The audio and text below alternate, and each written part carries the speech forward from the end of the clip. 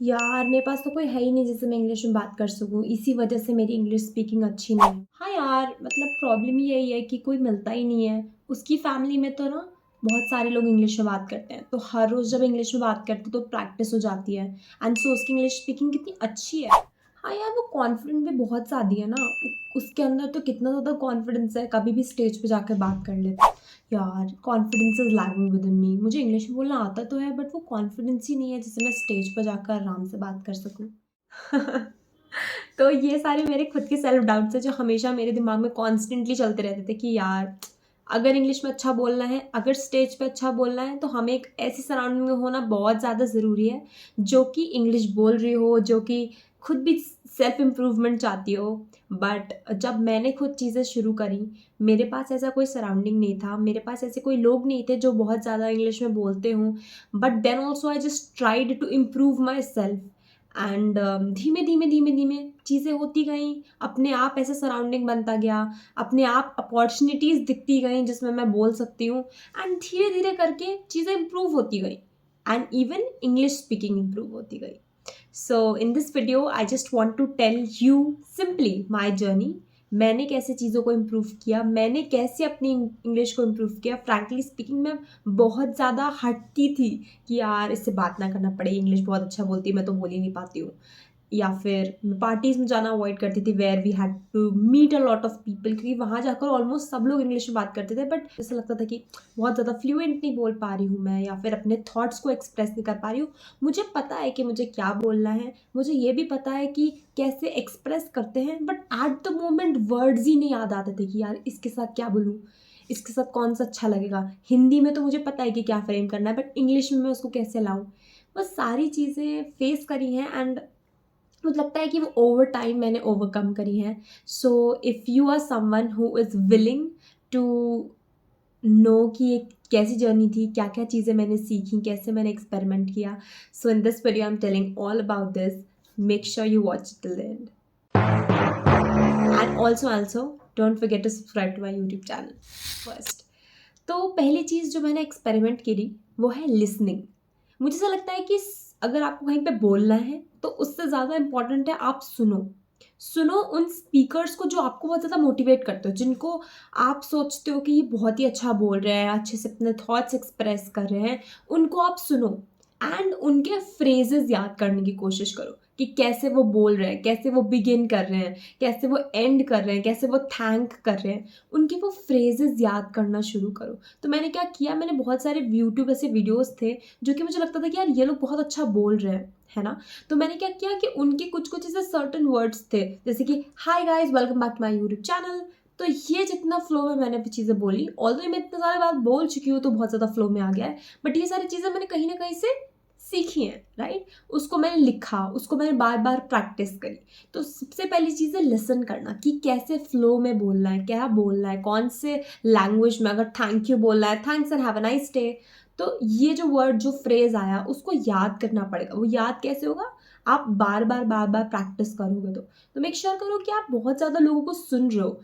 YouTube channels हो गए, movies हो गए, उससे कुछ-कुछ लाइन्स निकालो, कुछ-कुछ फ्रेज़ेज़ निकालो जो आपको बहुत ज़्यादा पसंद आ रहे हैं। उसको लिखो, उसको बार-बार बोलो। जब आप बार-बार बोलोगे तो क्या होगा कि आपके दिमाग में वो फ्रेज़ेज़, वो लाइन्स, वो वर्ड की फ्लुएंसी बढ़ती जाएगी, राइट?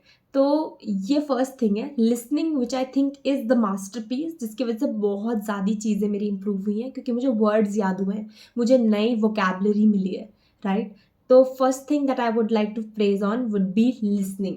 सुनो, जितना ज़्यादा सुनोगे उतना ही ज़्यादा वर्ड्स आएँगे, उतनी ही ज़्यादा वोकैब्युलरी बढ़ेगी एंड उतने ही ज़्यादा आप फ्लुएंटली या फिर ओकेजनली आप चीज़ों को एक्सपेरिमेंट कर पाओगे। दूसरी चीज़, जब आप चीज़ों को सुन लेते हो, जब आप चीज़ों के स्टोर है आपके दिमाग में वोकैब्युलरी, जब आपके पास बहुत सारे फ्रेजेज़ हैं, तो आपको उसको यूज़ करना है।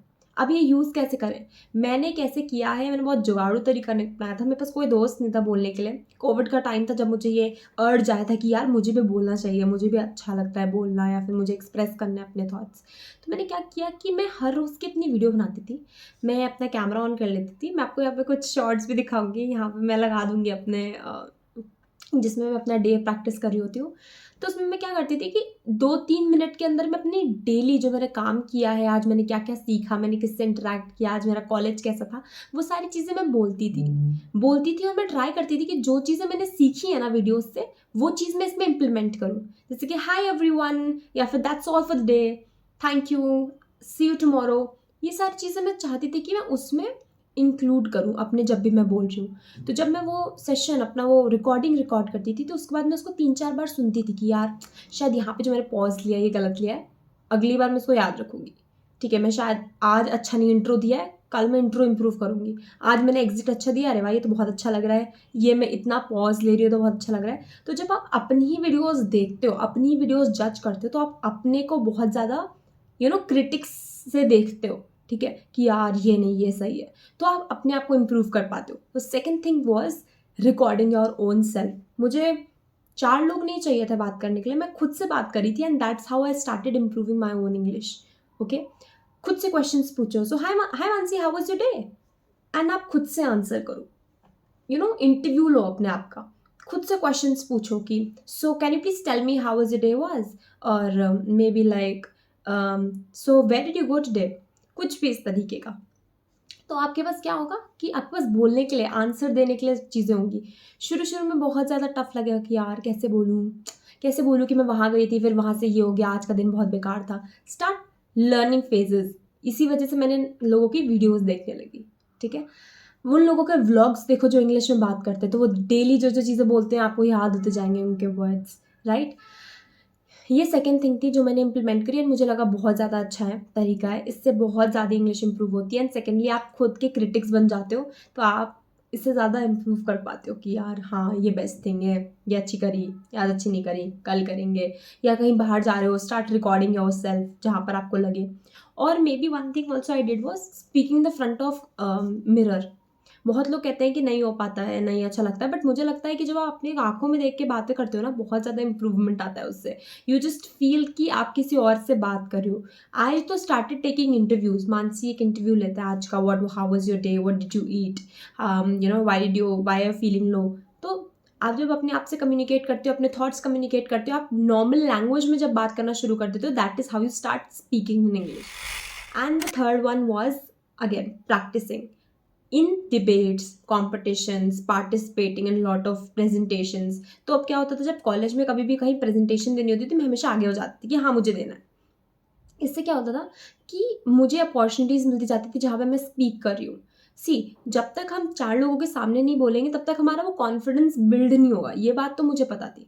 अब इस कॉन्फिडेंस को बिल्ड करने के लिए हमें क्या करना पड़ेगा, छोटे-छोटे कोहॉर्ट्स में पार्टिसिपेट करना पड़ेगा। जैसे कि 5 लोगों का ग्रुप है, सबको बोलना है, तो सबसे बड़ा पार्ट तुम ले लो बोलने का, ठीक है? क्योंकि ये कॉलेज में बहुत छोटा-सा ग्रुप है जहाँ पे आप बोल रहे हो। जब आप पब्लिक स्पीकिंग करोगे या फिर आप एड्रेस करोगे बहुत सारे लोगों को, तो वहाँ पे बहुत सारे लोग होंगे, राइट?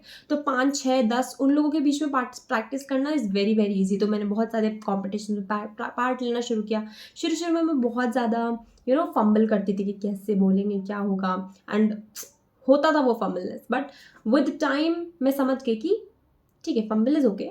सबको जब तक समझ में आ रहा है कि मैं क्या बोल रही हूँ, तब तक एवरीथिंग इज़ ओके। जहाँ पर लोगों को ये समझ ही में नहीं आ रहा है कि मैं क्या गलत बोल रही हूँ या सही बोल रही हूँ, या मेरे वर्ड्स के मीनिंग नहीं बन रहे, तो प्रॉब्लम वाली बात है। तो फिर धीमे-धीमे मैंने प्रैक्टिस करना शुरू किया, प्रेज़ेंटेशंस में पार्ट लेना शुरू किया, छोटे-छोटे कोहॉर्ट्स में बोलना शुरू किया, अपने कॉलेज में डिबेट कॉम्पिटिशन्स में पार्ट लिया। बाहर इतने सारे कॉम्पिटिशन्स होते थे, उन सब में पार्टिसिपेट किया। इतने सारे इन्फ्लुएंसर्स इंस्टाग्राम लाइव करते हैं, तो मैं उनके लाइव्स में जाने लगी कि जाके एटलीस्ट बात करते हैं, है ना? वो छोटे-छोटे धीरे-धीरे ये कॉन्फिडेंस बिल्डिंग तो आता गया, बट इंग्लिश स्पीकिंग के लिए क्या-क्या चीज़ें ज़रूरत थी, मुझे लगता है ये सारी चीज़ें बहुत ज़्यादा इंपॉर्टेंट रही। पहला लिसनिंग, दूसरा recording yourself in camera and तीसरा participating as much as you. अब मैं ऐसा सोच रही हूँ कि एक कोहॉर्ट टाइप्स बनाऊँ, जहाँ पर we have people who are genuinely interested in speaking.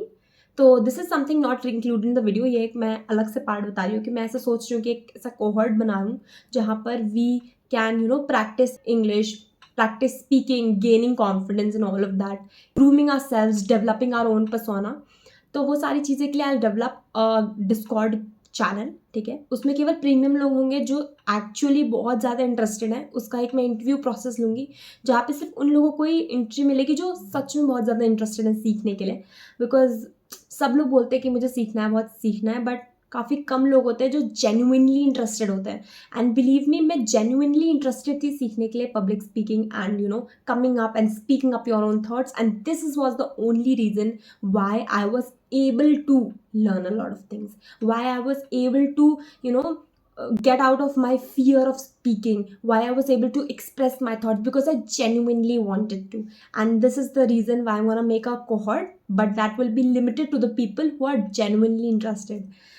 Anyways, this is the video जिसमें मैंने अपनी चीज़ें शेयर करी, मैंने अपनी जर्नी शेयर करी. तो I hope this helps, and अगर हेल्प करता है make sure you like and share your doubts may be, और क्या चीज़ें हैं जो आपको रोक रही हैं बोलने के लिए, अपने थॉट्स एक्सप्रेस करने के लिए, और मे बी स्पीक करने के लिए in general. So see you then in the next video. Bye bye, take care.